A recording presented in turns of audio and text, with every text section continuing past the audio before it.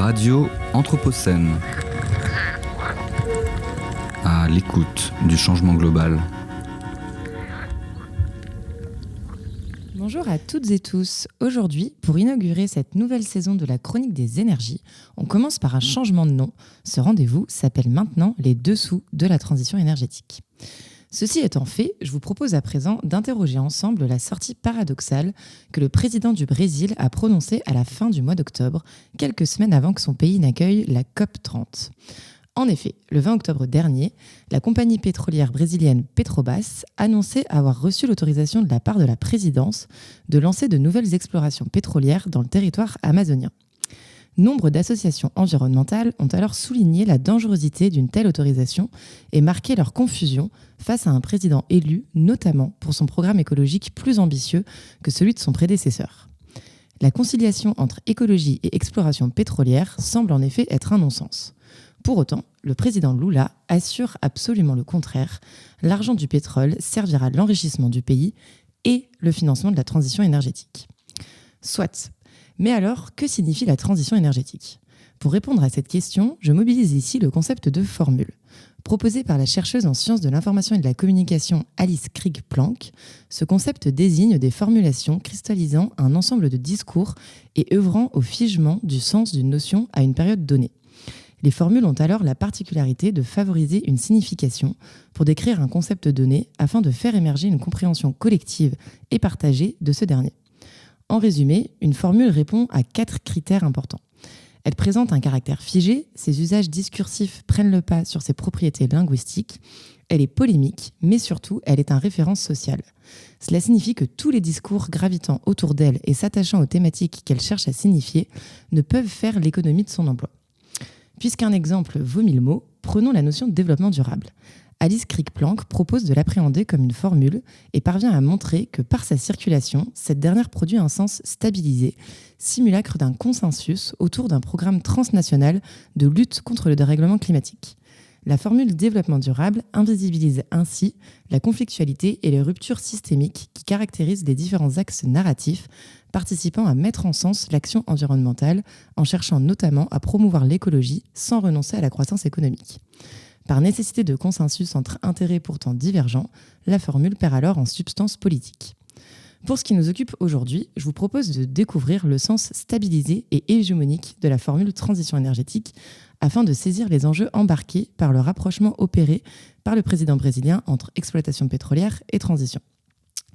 La formule transition énergétique décrit, selon le dictionnaire critique de l'Anthropocène, le basculement progressif d'un système d'approvisionnement en énergie vers un autre.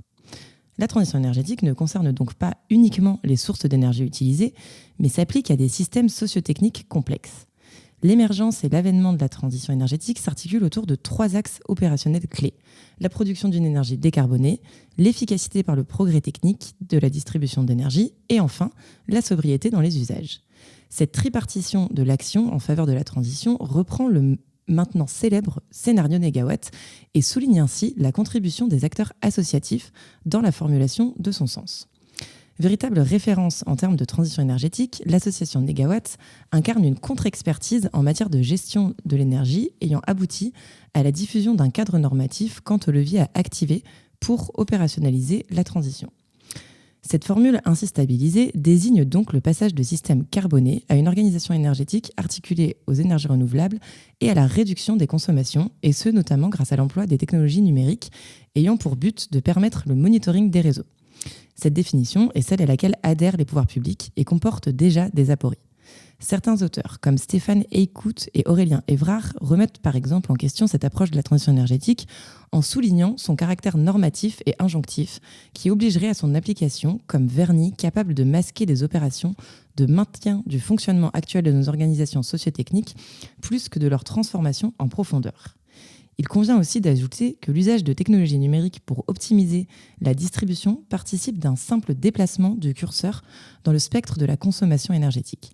Les discontinuités entre production et consommation d'énergie, occasionnant surproduction et déperdition, seront certes endiguées, mais la production des artefacts qui permettront au réseau de gagner en performance génère un usage de ressources jusqu'alors inexistant.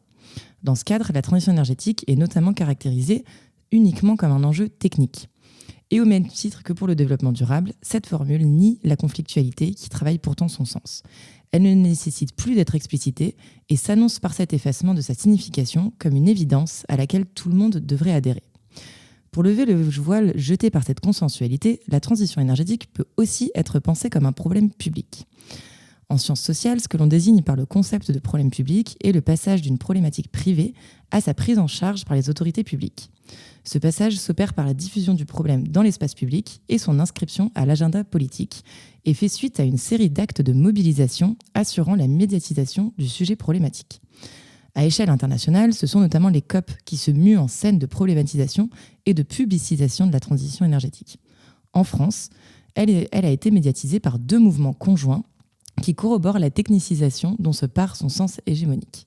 D'une part, l'appropriation de son enjeu par les pouvoirs publics a été marquée dès 2012 par l'organisation d'un débat national pour la transition énergétique. L'objet de ce dispositif était de permettre de définir démocratiquement le sens du problème. Pour autant, ces grandes orientations politiques ont été dressées par les ingénieurs de l'État et les acteurs dominants du secteur de l'énergie.